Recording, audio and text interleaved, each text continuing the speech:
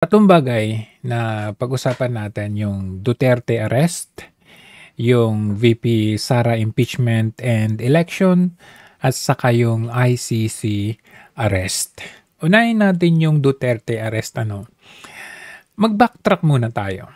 Kung babalikan natin yung nangyari sa KOJC, yun ay isang testing the water para sa administrasyon kung ilan, kung meron, kung marami ang magre-react, ang mag-aalsa, ang magagalit o sasama para sa pakikipag buno ang braso sa administrasyon sa kanilang gagawin kay Pastor Kibuloy doon sa KOJC. But remember, if we backtrack further, may mga mini situations, same thing doon kay Pastor Kibuloy, na ginawa na nila pero nag-succeed kumbaga ang gobyerno, ang administrasyon. So, yung mga nangyari, yung ginagawa nila kay Pastor Kibuloy, may mga mini precedents yun. May mga prior situations na ginawa nila para testing the water. Sabi nila, wala masyado. So, with regard to Pastor Kibuloy, nakita nila na nung ginawa nila yun, considering the fact na merong about 6 million or 7 million members ang KOJC worldwide, kahit despite the fact na nagkaroon tayo ng mga maisog rallies or rally ng KOJC, ay sa finale ay nag-succeed pa rin ang administrasyong ito. So, yung nangyari doon sa KOJC ay parang naging positive precedent para sa administrasyon na gawin yung kay PRRD. And of course, hindi naman nila basta-basta gagawin yan kay PRRD. The same thing, kung paano nila ginawa yung sa KOJC, pinagplanuhan nila yan. So, pinagplanuhan nila with regard to parang kay KOJC, nagkaroon sila ng mga hearings, sets of hearings. So, kung titignan natin, babalikan natin, bago nangyari yung arrest kay Duterte, merong mga hearings from the House to the Senate or from the Senate to the House. May nangyaring ganon. And ang saya natin, tuwang-tuwa tayo dahil si PRRD, pinatunayan niya once again ang kanyang katapangan. Pumunta siya doon, dumalo, hinarap, with balls. At talagang makita natin na roasted sila doon. Talagang makita natin na parang he owned the stage. Hindi lang parang, talagang he really owned the stage. Yung kanyang mga antics na, tatlo pinatay ko sila lahat. Inutos ko, yung mga ganon. Yung pala, nire-record nila yon, ginagamit nila or gagamitin pala nila yon para doon sa further or future na plano nila kay PRRD. As you can see, nakita natin there was an attendance by Trillanes and some sort of mga dilawan doon sa House hearing, diba? So, kung titignan natin, yung arrest kay PRRD is a testing the water.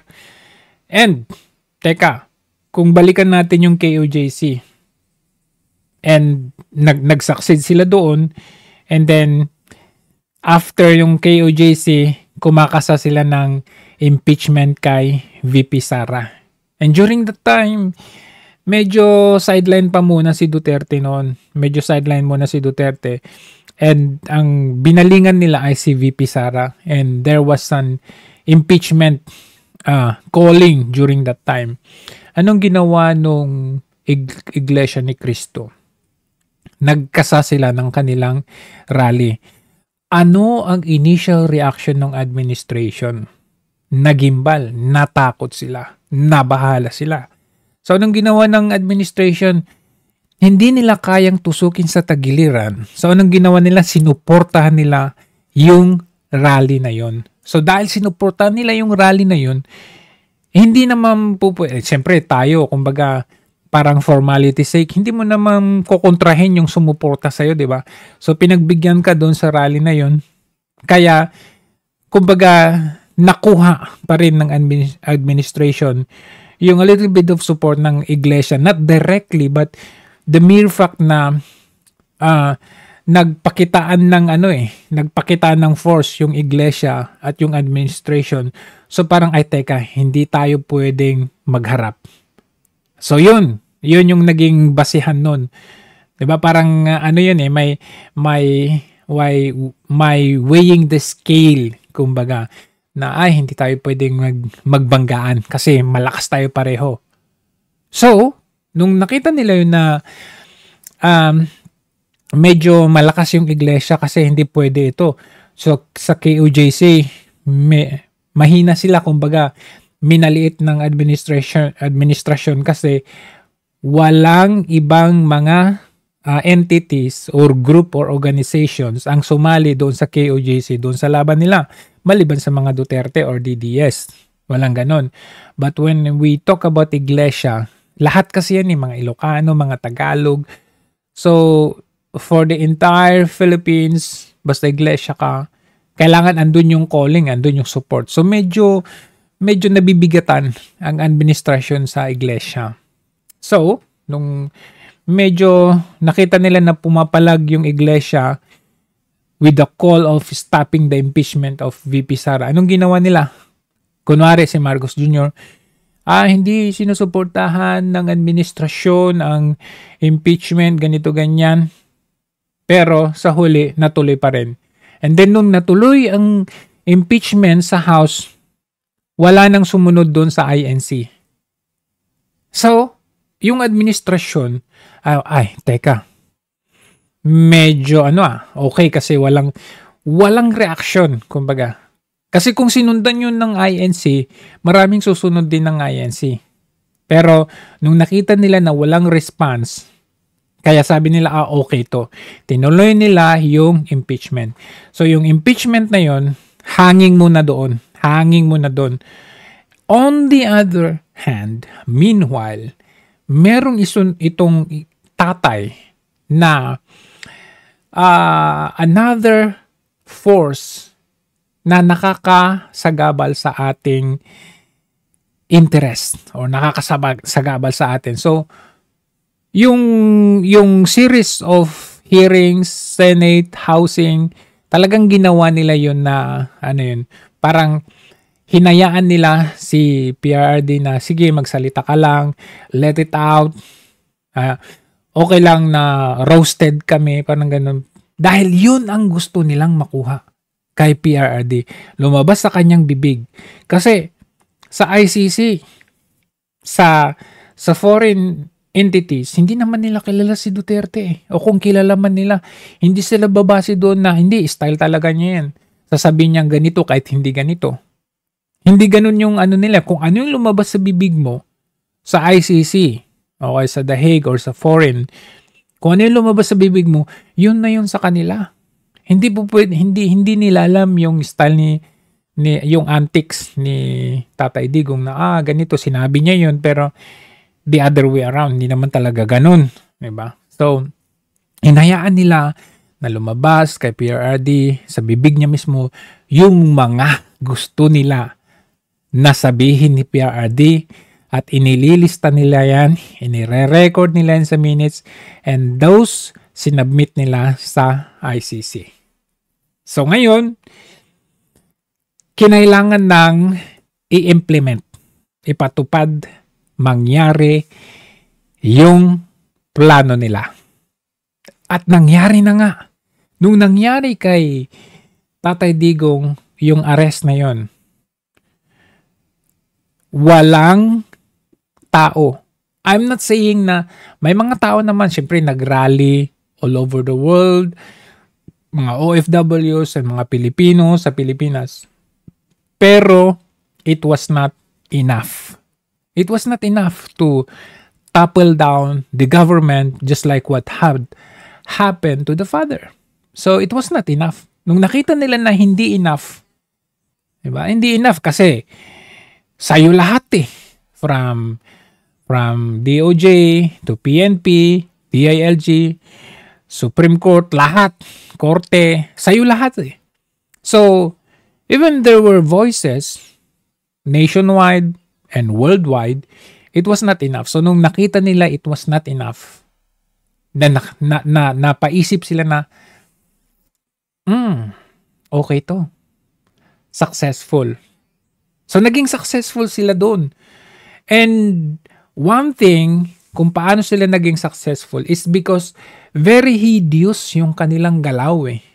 Very hideous na, alam mo yun na, habang nangyayari yung mga ginagawa natin na mga rally-rally, mga maisog rallies natin, or yung mga pakikipaglaban natin sa bycam, yung alam mo yung bycam sa flood control, yung mga issues na binabato natin kay Marcos Jr., parang we felt very happy kasi nagtatagumpay tayo sa laban natin, yung pag-iingay natin kasi sinusupil na tayo eh.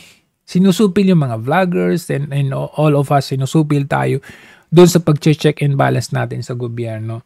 So nagiging successful tayo, natutuwa tayo, and hinahayaan lang nila yun na sige, magmukha muna kaming talunan dahil in reality, meron kaming plano. Hayaan muna namin kayong magpiasta sa mga pinaggagawa ninyo ngayon, pero sa likod ng mga ginagawa natin na ito, sa likod nito, meron silang niluluto. At yung niluluto nila na yun, yung impeachment at saka yung ICC arrest ni Tatay Digong. So, yun yung kumbaga, lahat tayo nakatutok. Yun, sa pakikipaglaban natin sa bycam, yung pakikipaglaban natin sa corruption like doon sa flood control, and all of that, and sort of that. Concentrate tayo doon. And then, later on pala, nagulat tayo. And even si Tatay Digong, nagulat din siya kasi parang they let it be planted sa ating kaisipan na malakas tayo. Yun yung gusto nilang ma-impression sa atin na malakas tayo at sila mahina. I will give you an example when Tatay Digong went to the hearing sa House at saka sa Senate, sinunog niya. They were roasted. Wala silang nagawa. Lahat ng mga pinagsasabi nila prior to PRRD's attendance, nung nandun si PRRD, supalpal lahat sila, hindi nila nabasagot siya ng dapat yes or no lang or what not, lahat doon. Kumbaga, si Tatay Digong was given that impression na I'm the man. Diba? I'm the man.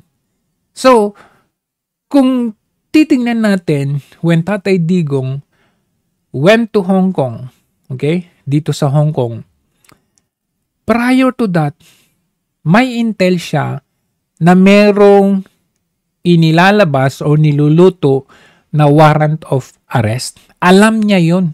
Siyempre, meron pa rin former president, di ba? May yan, may intel yan. Alam niya yun. Pero dahil yung naitanim nga sa kaisipan niya na I would want the people to know na ako ay accountable sa aking mga sinasabi at mga ginagawa for the people to do the same as mine. Kumbaga, hinaharap niya yung mga bagay-bagay, mga katapangan, kumbaga. Isang presidenteng may bayag, strong, may will, kumbaga. So, despite the fact na alam niya na merong impending arrest, bumalik pa rin siya sa Pilipinas. Kasi, kung hindi si Duterte yan, at ibang tao yan, alam niya may impending arrest, hindi yun babalik ng Pilipinas at magsisik ng asylum. But yet, he went back to the Philippines. Alam niya yun. And then pagdating niya doon sa Pilipinas, doon pa lang sa eroplano, umandar yung kanyang pagiging prosecutor at abogado na hindi niyo ako pwedeng arestuhin ng ganyan kasi ganito at ganyan. Pero hindi umandar yon. Bakit?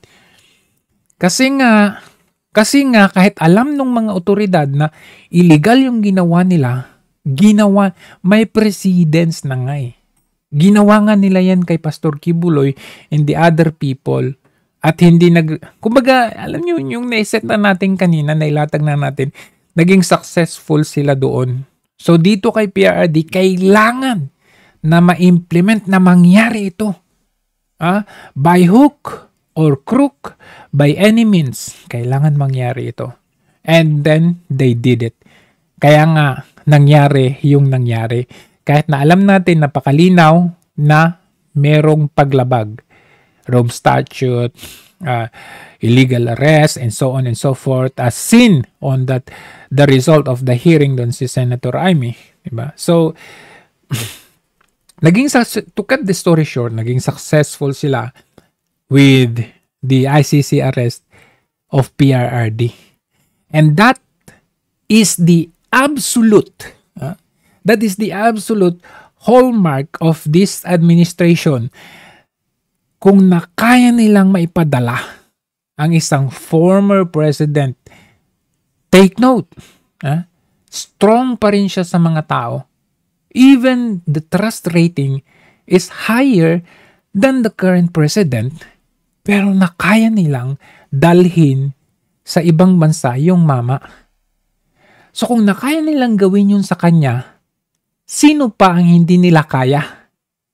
You remember even VP Sara. VP Sara when he had herself self-contained in that House of Representatives building na nawawala na ng malay yung kanyang staff, yung executive staff. I mean, yung si Atty. Zulaika. Nabanggit niya doon mismo, kanino ba ako hihingi ng tulong? Remember, Vice President yun. Diba? So during that time, that can be used also as a precedence. If they can do that to the Vice President, even a policeman almost hit her head, want to bang that car, yung door ng van. Nagawa nila yun sa isang Vice President. Very disrespectful. Sa iba pa kaya? Sa mga common tao pa kaya? So, nagawa kay VP, nagawa kay Duterte, sino pa ang hindi? Now. Kaya ko sinasabi yan, Duterte arrest, VP Sara impeachment na yan. It is because lahat ng ito is like trial and error. Itatry nila ito at kung magi-error, mayroon na naman silang bago. Diba nakita nyo? Prior to this, anong ginawa nila? They tried to change the constitution. They tried to have that ano yung tawag doon? Yung papalitan papalitan nila yung ating yung charter change kumbaga, 'di ba? They have tried that first pero nag-fail sila. So nung nag-fail sila, meron sila ulit another itatry kumbaga. So Duterte arrest, tapos na. Andun na na-prove na nila. Ngayon, election naman tayo. Dito sa election, ganun ulit, trial and error ito. Okay? Pero syempre, hawak pa rin nila yung election. Yung Commission on Election, hawak pa rin nila yan. Jojo, paano yan? Kung hawak nila, bakit pa nila ipapanalo yung Duterte senators like Bongo, Bato, Marcoleta, and others, diba? So, nga naman, no, very big question, no, bakit nila papanalo? Pero may sagot tayo dyan. Kasi, alam nyo,